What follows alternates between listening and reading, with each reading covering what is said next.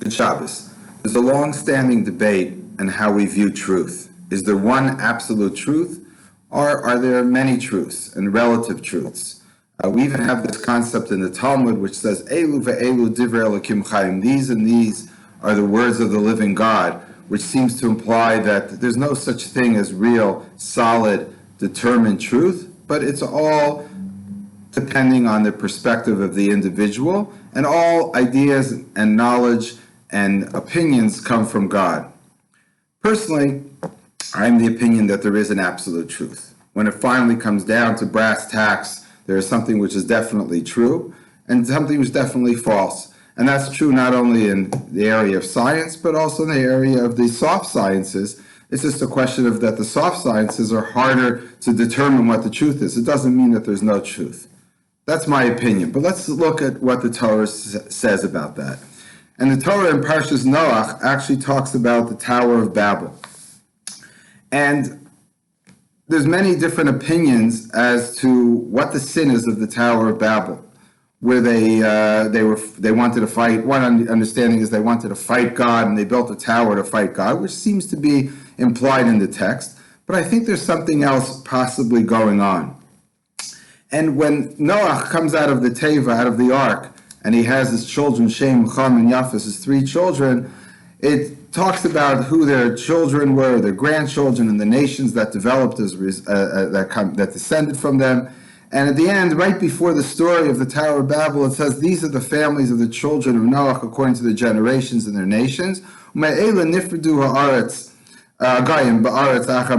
these, they spread out over all of the land. And in the beginning also it says that when he had children, he says, these are the three sons of Noach. From these children, human beings spread out all over the earth. And it very well might be that the Tower of Babel sin was, what did they say? They said, let us build a tower, excuse me, and v'naslan Hashem, and we should make for ourselves a name, penafetz al pnei kol haaretz, lest we shall be spread out over all the land. They were saying, we want to build a strong city, a strong community, a strong central authority, and therefore we won't spread out and we'll be united. And that's exactly how it starts off. It says, kol haaretz safa echas, they were all of one language, udvarim achadim, they had one thing in mind. There's different ways to translate that, but simply they had one idea and one intent in mind.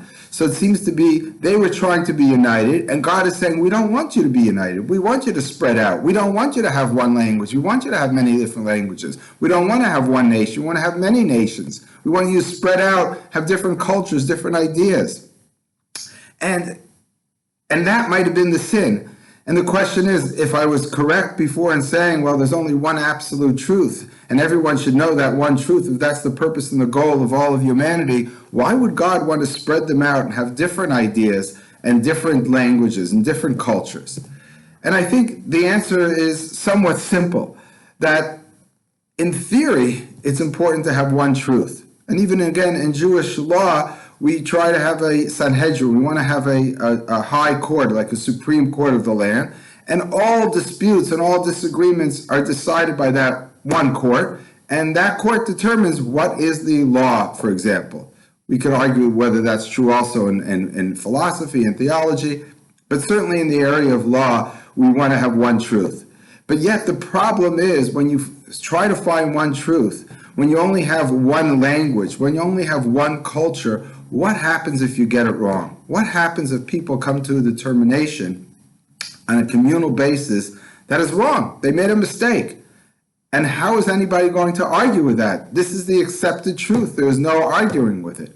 So perhaps what the Torah is really saying is that we do need diversity. We need diversity in language. We need diversity in culture. We need diversity of opinions. Elu ve'elu divrei Elokim chayim. We have to have this idea that these and these are the words of the living God, that everyone is trying to seek truth, and everyone is coming from a good place. But there, as a result, what we're creating is this diversity of opinion that we don't get stuck in one specific opinion. Because if it's wrong, then the world is doomed to failure. So the diversity of opinion is always a correction. And what the Torah might be looking for, and what I think Judaism stands for, is this different opinions, the ability to challenge, the ability to act, the ability to argue and vehemently argue and get passionate about it, is because we want to make sure that all different possibilities are explored. If you don't explore the possibility, then you don't really know if you're finding truth. You've only looked at one perspective, and you get stuck in that perspective. That's a very dangerous problem that we face. And that happens, by the way, in families, it happens in communities, it happens in religions, and we really have to be open to different ideas and different cultures. So what God is really fighting here is saying, listen, it's important to have different languages. Different languages give you different ways to think about ideas. They give you different notions of reality. And eventually, people will find each other and have these arguments and have these disputes and finally come to the determination of what's the better way. Does it work that way in practice? Not yet. We're still in a point where we're still arguing about many things. But in many areas of thought, people are coming to one sort of approach. And again, it could be wrong, it could be right, but that's exactly what's happening. And that's when we explore different ways. For example, in economics, you have capitalism, you have socialism, you have communism.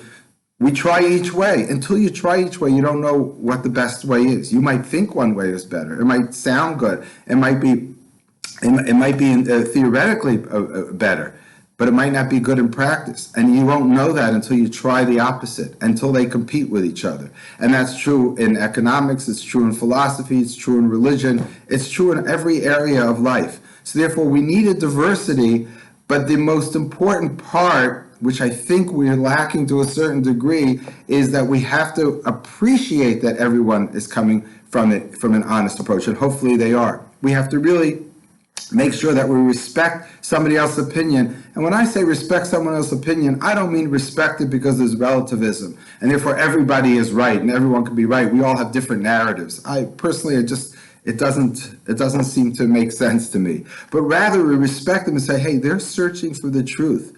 Let's try to be as open as possible to what they're saying. Do they make sense? Are their arguments coherent? Maybe the logic is there. Maybe I made a mistake. Think about it. Respect them. Think about what they say as Divrei Elokim Chaim, as the words of the living God.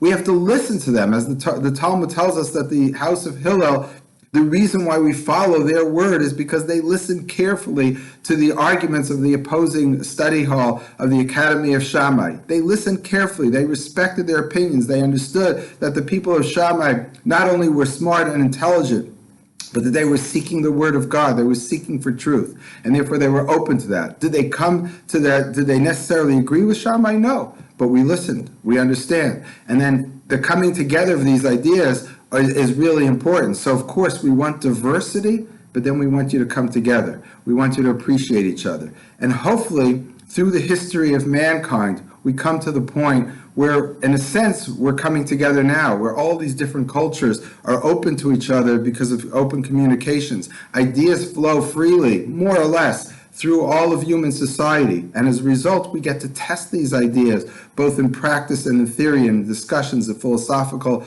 notions are explored properly. And hopefully we come to the finding of the truth. And as I like to always quote the end of the Aleinu, it says, Bayom Ahu, on that day, referring to the time of the Messiah, Yashem Echad U'Shmo Echad, God will be one, and His name will be one. In a sense, it's not just talking about religion, it's talking about the world of ideas, that eventually, as Maimonides likes to quote from Isaiah, Mala Aretz Deya, Kamayim Machasim Aliyam, the world will be full of knowledge, like the water covers the sea. And that knowledge, that ability to explore it, and then exchange those ideas, will hopefully come to a conclusion where we all could agree and find what I would consider the absolute truth, or the absolute truths that do exist in this world. And hopefully that's the beginning of what the Torah is saying here. We have to be diverse, and then we have to then explore every single reality. We have to explore every different perspective.